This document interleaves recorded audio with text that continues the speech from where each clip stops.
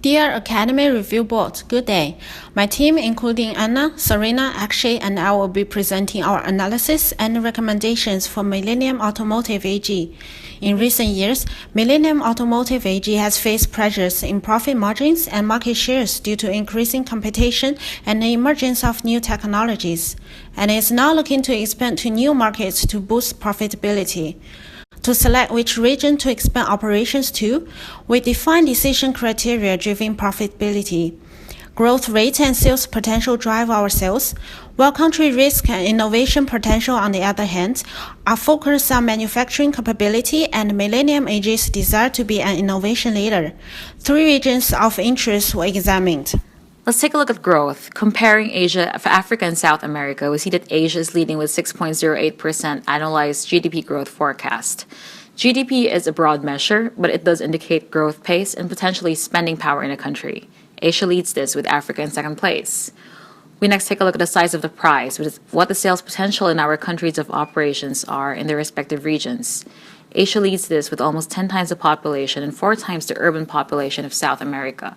While market share numbers point out that the company may have a smaller slice of the pie in Asia, it is a significantly bigger pie compared to the other 2 regions.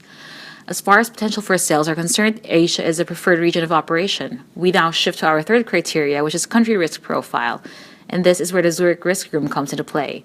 The slide here shows a risk room floor for South America and Africa. The closer to the green flag, the lower the risks. It is admittedly a diverse spread. Some countries are really safer. In South America, Chile is a lot more stable than Argentina. Take a look at the relative positioning of the countries with respect to the halfway point, the white line, and the red flag, which is highest risk. And now compare it to Millennium AG's potential exposure in the Asian countries. While Asian countries are exposed as well to risk, they are significantly better off than the other 2 regions. As a car manufacturer, Asia presents more stability compared to the other 2 emerging markets. We also took a look at the sub-risks, and we believe the risks in the Asian region are more mitigable as a whole. The last driver supports Millennium AG's thrust to become a technology leader.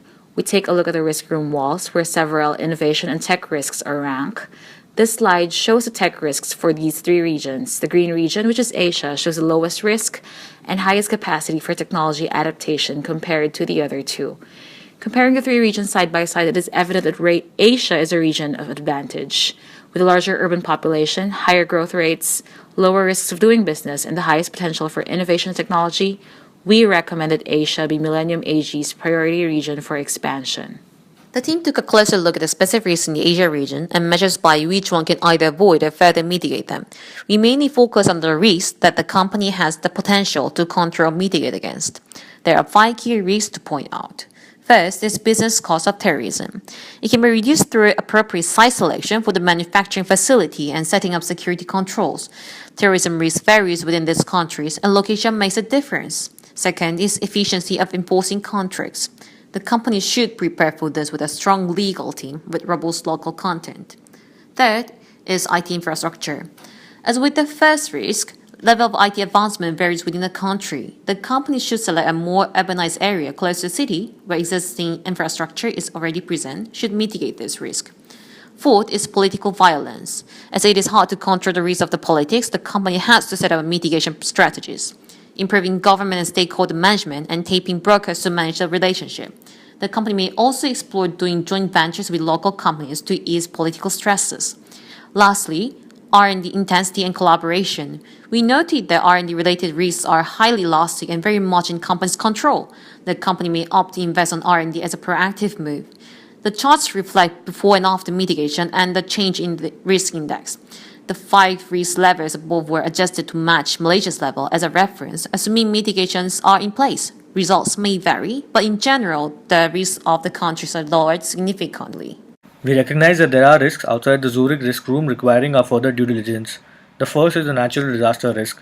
Out of the top 5 countries in the world to have been struck by natural disasters in the last 20 years, 4 are Asian and 3 are within our scope. These disasters have affected companies directly with damage to their manufacturing units and on occasions resulted to a slowdown in a country's GDP. Post a natural disaster, an automobile company would face several other issues such as supply chain disruptions, reduced demand, and queuing up of damaged vehicles at the service center. The company should choose a location of their manufacturing units in areas that are historically less prone to disasters. Strong insurance policies and strengthened savings allocated to this risk can help counter the financial aspect of this risk. The second group of risks are industry specific.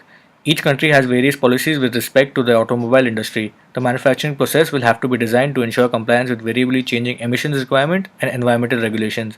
An expert compliance team and strong relations with the government agencies is a must to stay afloat the ever-changing regulatory climate. Supply chains are more efficient with the advent of lean manufacturing but are more vulnerable to disruptions. Production is now dependent on suppliers and transport risks. A strong assessment of the supply chain interdependencies is needed to reduce dependency on single source suppliers with high geographical and political exposure. Entering a region with established players can result in price wars and a retaliation from competitors with an increase in their marketing efforts. A dynamic value proposition strategy and increased spending on R&D and innovation would be the key to stay ahead of the market.